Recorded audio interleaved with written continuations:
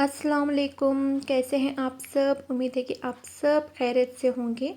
बाहर उठ को आपको देखी तो इतनी ज़्यादा ठंड थी और बेंगलोर का क्लाइमेट तो डे बाय डे इतना ज़्यादा बिगड़ने को जाने को है।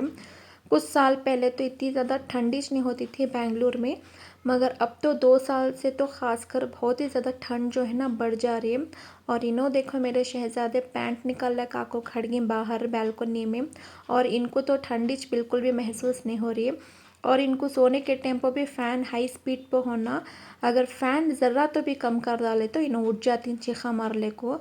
और इनको तो ठंड बिल्कुल भी महसूस नहीं होती। माशाल्लाह ज़रूर बोलो मेरे बेटे को देखो, अगर इनको मैं गर्म कपड़े भी पहना डाली तो इनको बहुत ज़्यादा गर्मी शुरू हो जाती है और चिड़चिड़ करने लग जाती।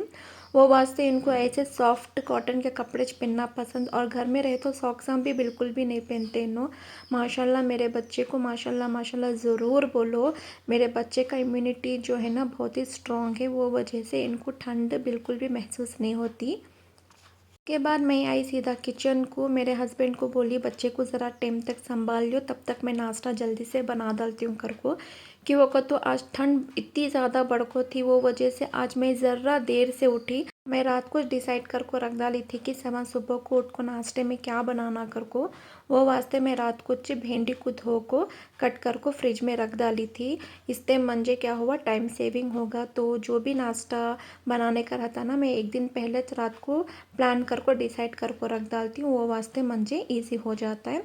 तो जब तक यहाँ प्याज तलने को है तब तक मैं आटा भी निकाल को टब में डालती हूँ। और यहाँ बहुत ही सिंपल सा मैं ये चाकना बनाती हूँ। पहले प्याज दाल को फ्राई कर लेती हूँ।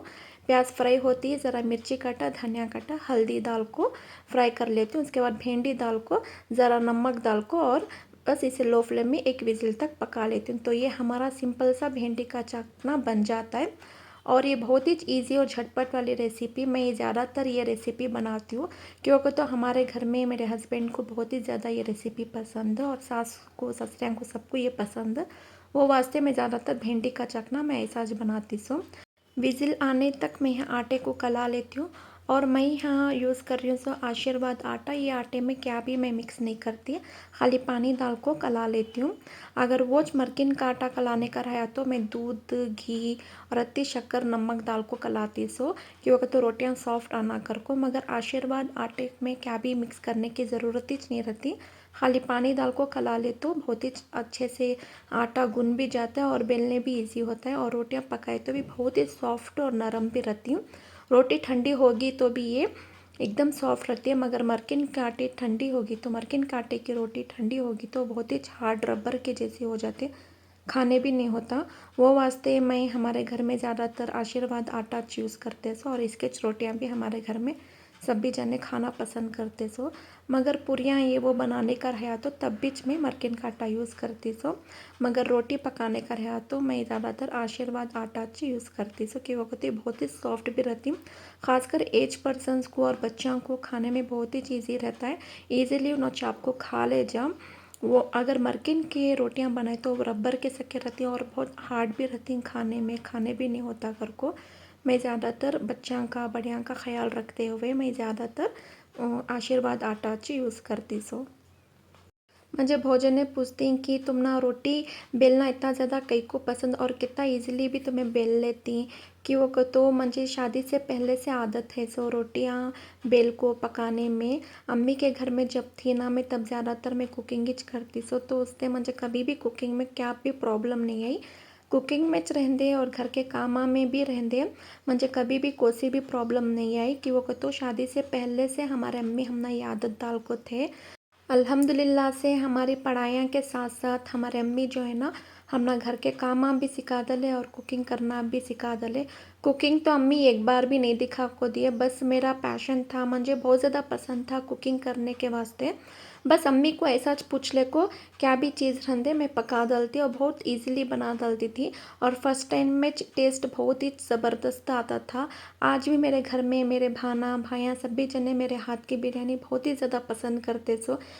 तो अल्हम्दुलिल्लाह से हमारे अम्मी अब्बा का बहुत ही ज़्यादा शुक्रिया अदा करना कि वो तो शादी से पहले चुनो हमना सारे आदतें वो डाल डाले थे कि घर के कामा कैसे करना, कुकिंग कैसा करना और पढ़ाई के साथ साथ हमें घर के सारा कामा भी कर लेते थे और पकवान भी हमें सीख लिए थे। तो वो वास्ते हमना शादी के बाद कभी भी घर के कामा होंदे पकाने में होंदे हमना कभी भी कोई भी प्रॉब्लम नहीं है। जो भी काम हमें करते थे आराम से चुटकी में कर लेते थे। और ये मुइज़ का नाश्ता तो मैं मुइज़ को सुबह में सेम नाश्ता देती सो और बच्चों को जो भी नाश्ता देती ना वो सेम ही देना सो। अगर हमें उनके खाने में डाइट में क्या तो भी रत्ती चेंजेस कर डाले तो उनको लूज़ मोशन वॉमिटिंग ऐसा शुरू हो जाती। तो सुबह के वक्त में मैं मुइज़ को रोज़ भी रोटी बादाम और खजूर ये 3 चीज़ें भी मिक्सी में पीस को दूध अच्छे से पका ले को रोटी उस दूध में मिक्स कर को पका को बच्चे को खिलाती सो। और इसमें मैं शुगर होंदे गुड़ होंदे क्या भी ऐड नहीं करती क्योंकि तो खजूर में नेचुरली स्वीटनेस रहता है तो वो में मुइज़ को दाल को खिलाती सो और मुइज़ भी आराम से खा लेती।